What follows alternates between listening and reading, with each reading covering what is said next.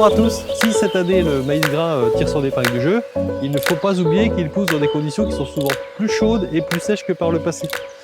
Alors il faut mettre tout en œuvre pour maintenir les performances de la culture. Retrouvons Rémi Merceron, qui est chef produit maïs grain pour KWS, qui va nous expliquer quelles sont les pistes de travail pour maintenir cette performance. Suivez-moi. Aujourd'hui, il a 3 principaux leviers.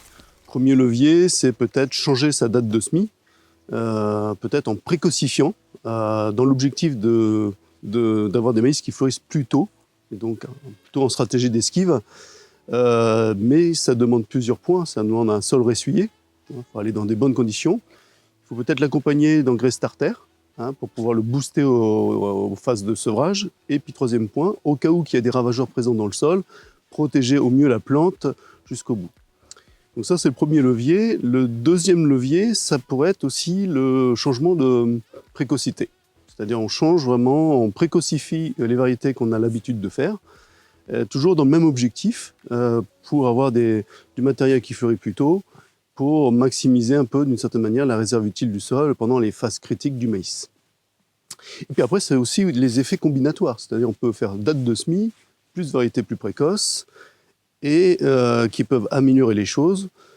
Et puis le troisième niveau, c'est aussi peut-être choisir des variétés qui auraient des comportements mieux tolérants aux sécheresses, aux différents stress hydriques et thermiques. Qu'est-ce que KWS propose dans ce domaine? On a fait le choix de mettre en place des plateformes de recherche et des plateformes de développement pour caractériser les futurs hybrides et les futures lignées de demain, qui auraient la capacité à mieux tolérer ces stress hydriques et thermiques qui arrivent de façon aléatoire.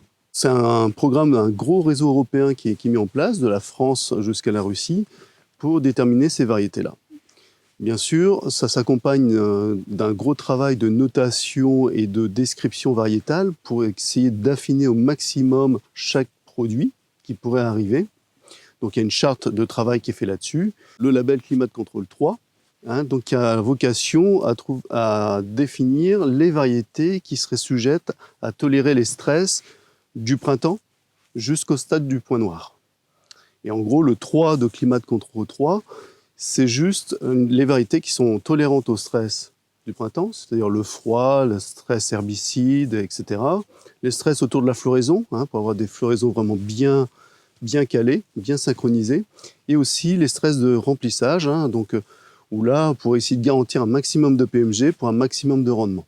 Cette année, c'est la première année qu'on lance 3 hybrides, 3 variétés qui seront labellisées, qui ont montré leur valeur ajoutée depuis 3 ans. Donc c'est Victorello en précoce, Caves Lusitano en demi-précoce et Caves Ippolito en demi-tardif. L'objectif quand il y a du stress, c'est de maintenir le rendement ou de limiter la casse? L'objectif qu'on a, nous, c'est préserver les composantes de rendement pour avoir déjà un maximum de grains mètre carré dans un premier temps.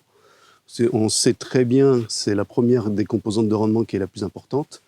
Et après, le remplissage. Donc là, c'est le travail, le savoir-faire des sélectionneurs qui vont essayer de trouver différentes manières pour que la plante s'adapte dans les conditions les plus dures au mois d'août, par exemple, pour pouvoir emmener les derniers amidons dans le grain pour maximiser la taille du grain. Les stress hydriques et thermiques font partie des 2 principales problématiques pour lesquelles les agriculteurs attendent des solutions pour la production de maïs. Alors aujourd'hui, c'est souvent les variétés déjà présentes sur le marché qui sont évaluées pour leur performance par rapport à ces 2 stress. Mais on attend avec impatience la génétique spécifiquement sélectionnée pour répondre à ces enjeux. Et les semenciers y travaillent d'arrache-pied. Je vous retrouve bientôt pour un prochain épisode.